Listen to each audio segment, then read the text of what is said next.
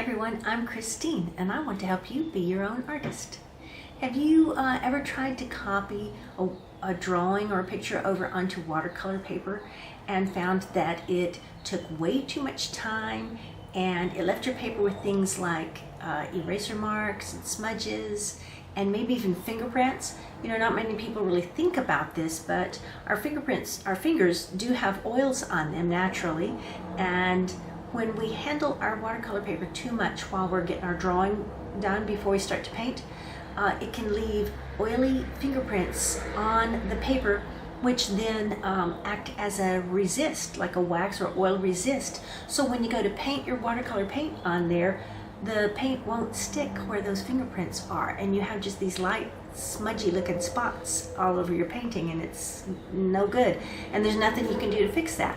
Conversely, if you do a lot of if you work out your drawing straight onto your watercolor paper, you're working out your composition and your design and everything, and you do a lot of erasing, you can actually damage the surface of the paper with that eraser and make little spots where when you go to paint with that watercolor paint, those spots will really suck in a lot of the moisture right there and carry that pigment right with it, and then you end up with dark smudges in random places on your painting, and you can't fix that either. So in order to stop that from happening, we work out our composition on a different piece of paper, do all our erasing and figuring, get the design worked out, and then we transfer the drawing onto the watercolor paper.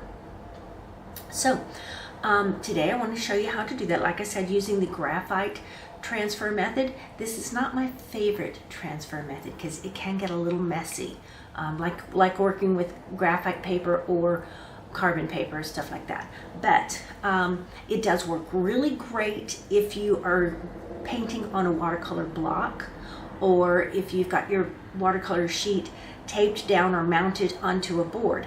Both of those things are things we do to keep the paper held flat while we're painting on it with a whole lot of water, because we don't want it to warp and buckle and stuff like that. So, but you can't see through that, the thickness of the watercolor block or the board, obviously, so you can't put them on your light box or tape them in a sunny window to transfer.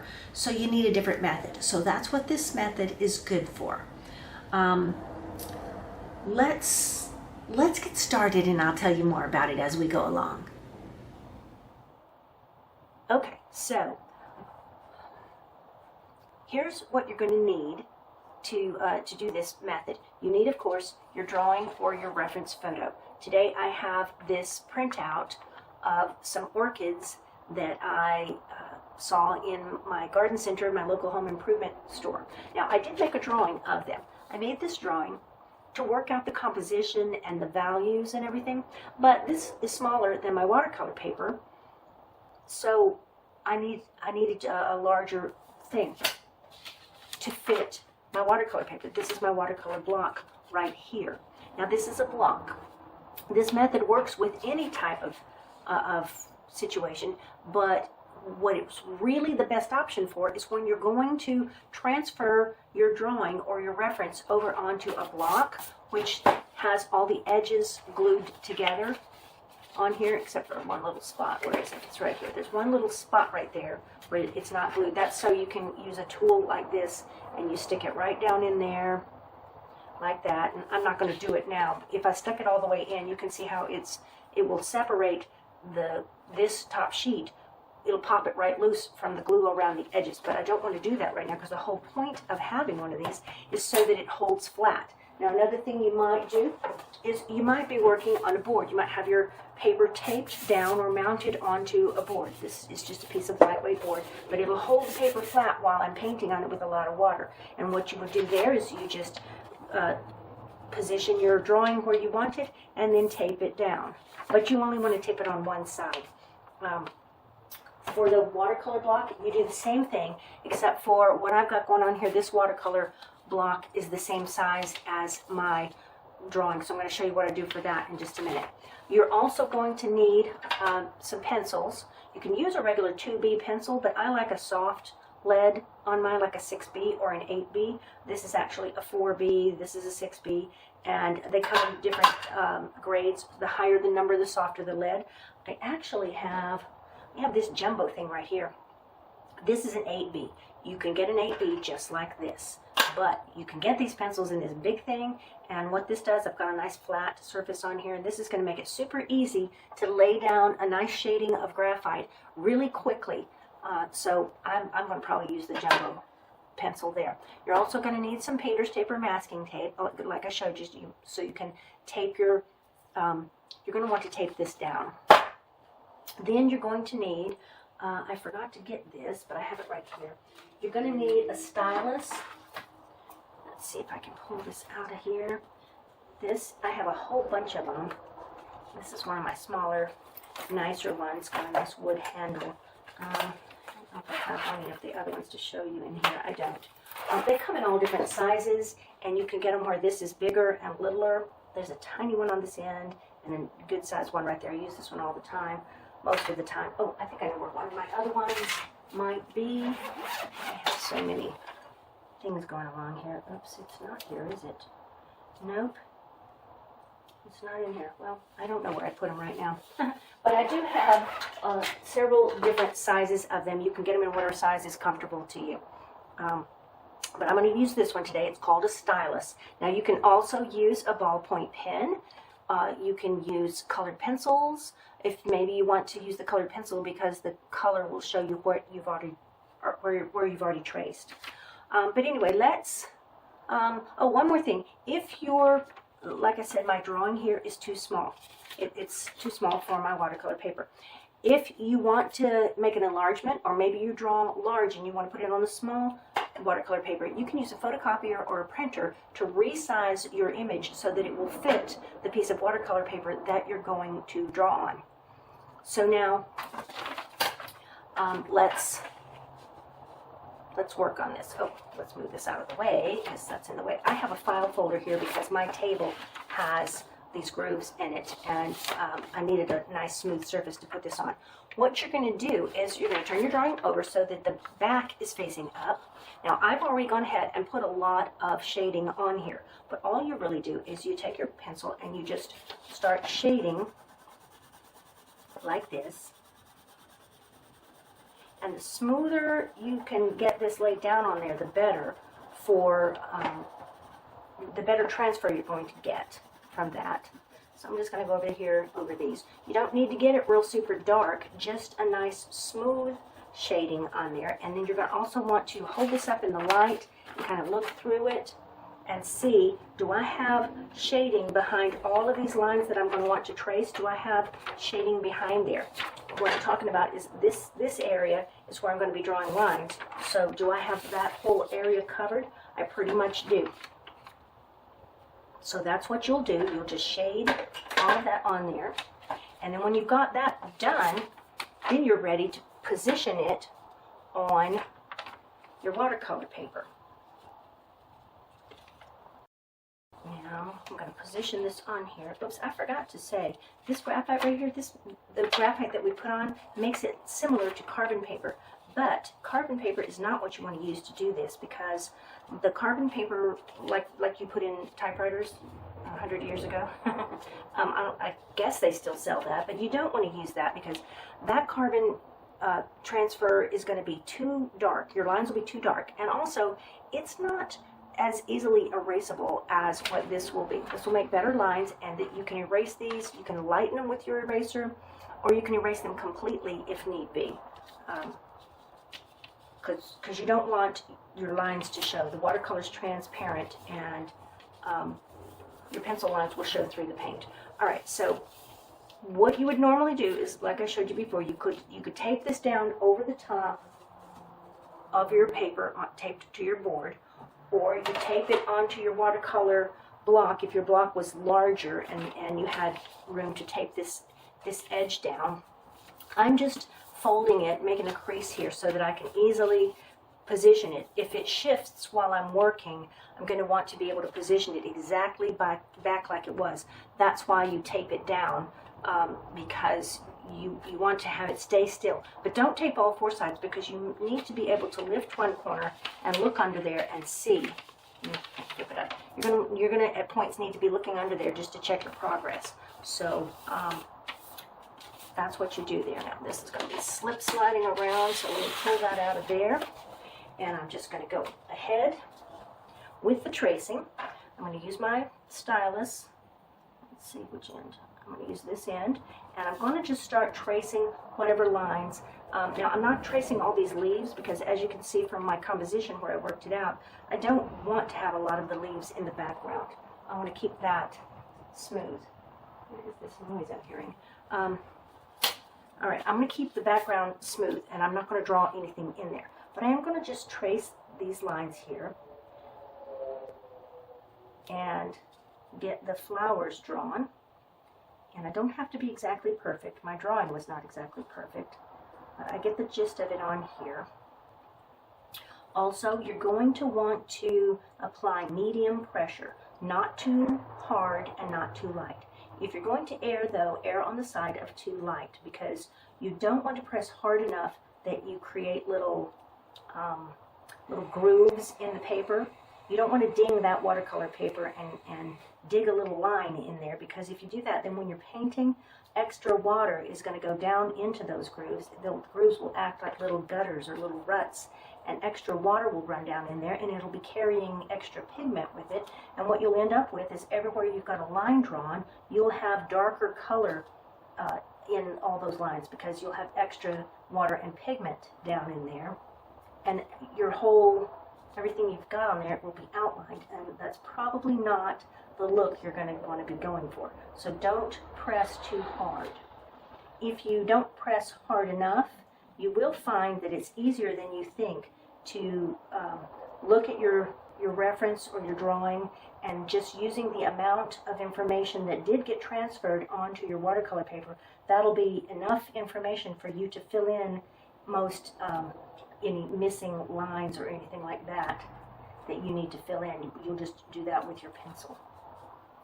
So I'm just going around all these edges here.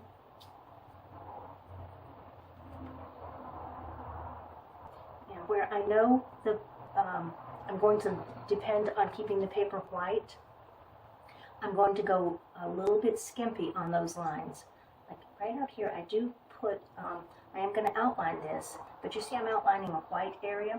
I don't want to get my pencil into that white area, or my stylus, I mean. So I'm just going to outline over here, and I'm not going to put a line right there. I'm going to let the paint, I'm going to use the paintbrush to just come right up to the edge, and the darker color here will camouflage that line that I drew. The reason for that is we don't paint with white paint in watercolor. I'm sure you remember that. So we're not going to want to put heavy lines where we're going to want to keep that paper white. I don't remember what I drew over here or not already, so I'm just going to go over it again and hope I'm not getting it too dark.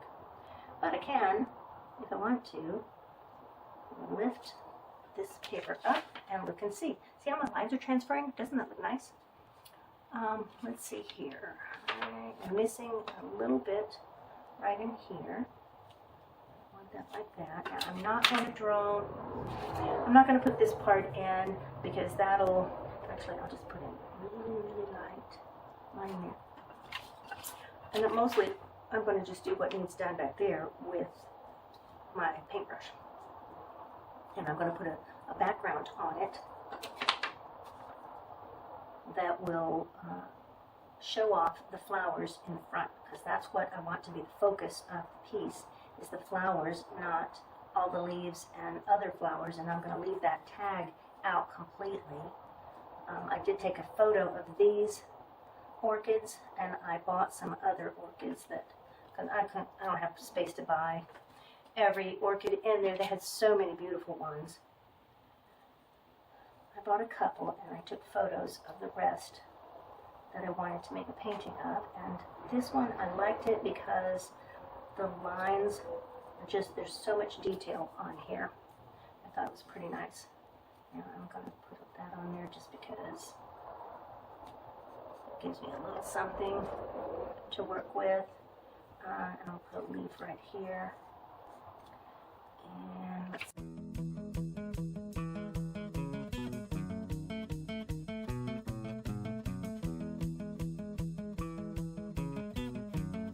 So really that's it. And once you get to this point where you can lift the corner and look and see, and then put it back down and trace anything that's missing, you do that a few times, and once you're pretty comfortable that you've got everything on there, then you can go ahead and lift it off there carefully. I should have told you too, you're not going to want to put your palms on here or mash real hard, because you can actually make a smudge. You can smudge some of that extra graphite. That's kind of why I don't put it all over the whole thing, because that allows me a better chance of not getting it smudged where I don't want it. But anyway, you're going to lift this off carefully. Now, if you've got it taped down, you want to very carefully peel that tape up, because if you just rip the tape off there in too big a hurry, it could tear your watercolor paper or otherwise damage the surface of your watercolor paper, and you don't want that. So once you get that off there, now you can look and, if need be, erase any smudges or any lines that are too dark. You can erase those with your eraser. I recommend a white plastic eraser. I like them best because I feel that they don't damage the watercolor paper very much.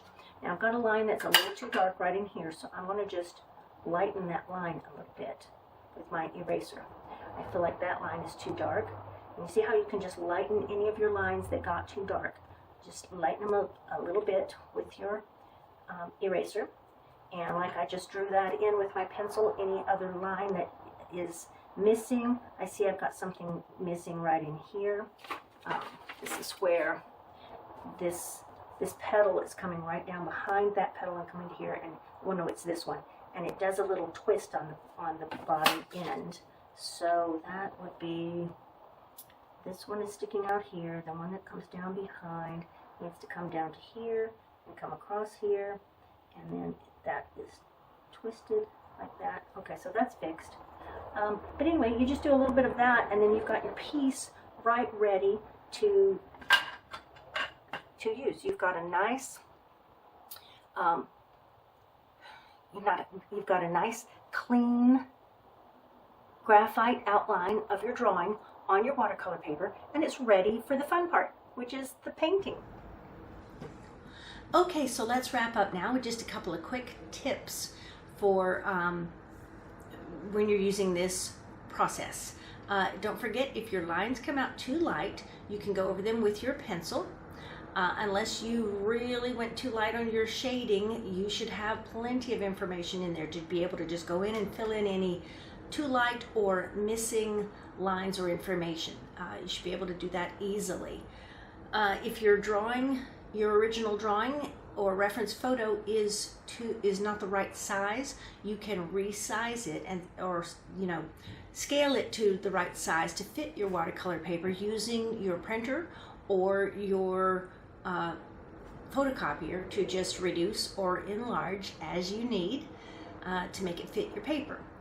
You can also reuse this same thing, the same drawing or whatever, on future paintings on the same size watercolor paper. You just flip it over and shade the back again with your pencil, and then it's ready to use it again and again, however many times you want to, because like maybe you want to practice the same painting more than once, or maybe you want to paint it in different colors to create different moods, or just experiment with intuitive color. Things like that are fun, and this method allows you to focus on painting, to get your transfer done quickly and put the focus on your painting, not on redrawing.